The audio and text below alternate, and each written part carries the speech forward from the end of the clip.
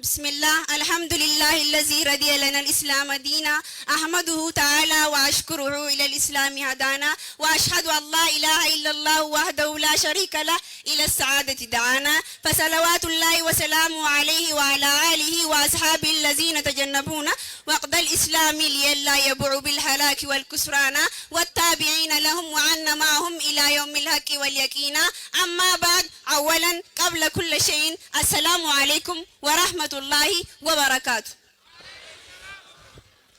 Guyyaan arraan tanaa gammachuu wallahi baguma gammaddanii ikhwaanii fillahi namuutu jaamee alhamdulillahi assalaamu alaykum wa rahmatullahi. Baga guyyaa raamis nagayaan geessanii jechaan dhufe kunoo intalli keessanii jaallanna simadhaa mee fuula ifaanii. Bahadiyaa kaabaa kibbaan tokko taatanii ergaa baankii raamis qabdu hubattanii waamicha ulamaa baga uwwaattanii dirree jaalalaatti baga walgeessanii ashaqaa gammada guyyaan kun keessanii. Tole qophii koo eegaluuf jedhe bismillahi ati na gargaari rabbi yaa ilaahi kaayyoo muslimtootaas mee galmaannaaf gahi kaayyoo muslimtootaas mee galmaannaaf gahi. Arraas kunoo dhufee ganamaan keeti irratti hirmaachuuf sagantaa arraati dabbal Motigaraa jala naanna'eeti ariitiidhaan dhufee gama Hararitti fuula ifaan namuu koota gama hooti. Osoon hin dabarree gama qophii kooti anis maqaan kiyya Musttoo Aliyyiiti intala Dabbaali warra baddannooti ganda sheekha keenya Jamaal Abdullaati ammaas na simadhaa takbiirtaan sirritti. Baga dhufne hunduu baguma dhuftanii isiniin jaalladhaa wallahi dhugaanii kaanis fageenya irraa kaam dhiyoo kaatanii waamicha islaamaa baga uwwaattanii haa kafalu rabbiin koo jazaa keessanii biyya jaalalaatti baga walgeessanii. Mata dureen tiyyatan guyyaa arraati wirtuu lafee dugdaa diinagdee biyyatti oduu gammachiisaan harkaasiif qabaati waa'ee baankii raamis baankii islaamaati tambuurri taate ulamaa biyyaati baankii ribaan qabneesiif ibsuu fedheeti meena waliin turi hamma xumuraatti. Yaa ulamaa biyyaa yaa gaachana diinii yaa furtuu jireenyaa baga jiraattanii baankii ribaan qabne nuuf hundeessitanii laata akulu ribaan huntee rabbiini baga jiraattanii raamis utubdanii baga jiraattanii raamis utubdanii. Gammannee gammadaamee hundi keessanii kan taatan martinuu bar miseensa diinii dukkanarraa dhuftan bariif abbaatanii guddachuu fi ganaa dinagdeen keessanii barakaadha qabdi barraamis baankiini.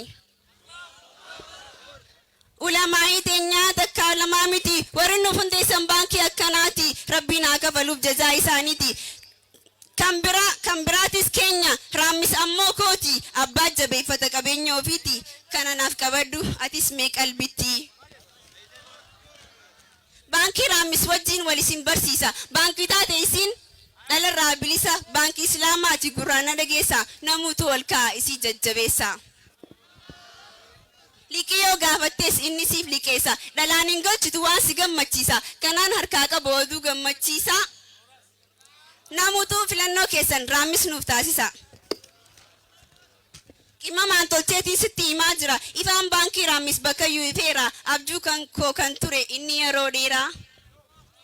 Hedduudhaan gammadee jira guyyaa arraa raamis baankiitti yaanuu siifin jira si maleen jiraadhu atiin afuura ijoollee baddannootu akkas jechaa jira. Dheebuun bara dheeraa har'a nurraa baate alhamdulillahi eega raamis dhufte duraan yaadaa turre sammuun dhiphatte qalbiin teenya har'a dhugumaan yaalamte. Ilaamee dhagayaa har'a dhaamsaan qaba takkaniin dubbadhaa gurra naafas qaba baankiin kun nu malee sameenyu qaba dargaggoof shamarran yaa ijoollee shabaaba waan qabdan fidaatii keessa wali qaba baankii raamis tana mataasii ol qaba.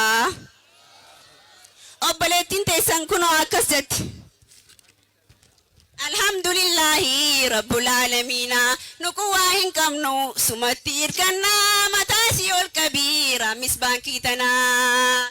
Alhamdulillahi rabbul aalamiina nuquwaa hin qabnu sumatti hirkannaa mataasii ol qabii raamis baankii tanaa. Gaafii takkaan qabaa yaalii yoo dandeesse baankii tana dhiiroo eenyu hundeesse amma waa'ee raamis gurrina dhageesse. Dhagee yaa barkuno kan isii hundeesse barreesseetiin jira Atis yoo dhageesse Sheek Jamaal Aliyyii leenca haati deesse isaatu bu'uuraas gadhaabe jabeesse. Alhamdulillahi Rabbul Aalamiina nukuwaa hin qabnu sumatti hirkannaa mataasii ol qabii raammis baankii tanaa. Hunduu galatooma ulamaa hin teenya ammas dabalatee abbootii qabeenya kan bira dhaabbattan marki baankii teenya kan bira dhaabbattan marti baankii teenya kana feeskoo ta'ee mee maamila keenya.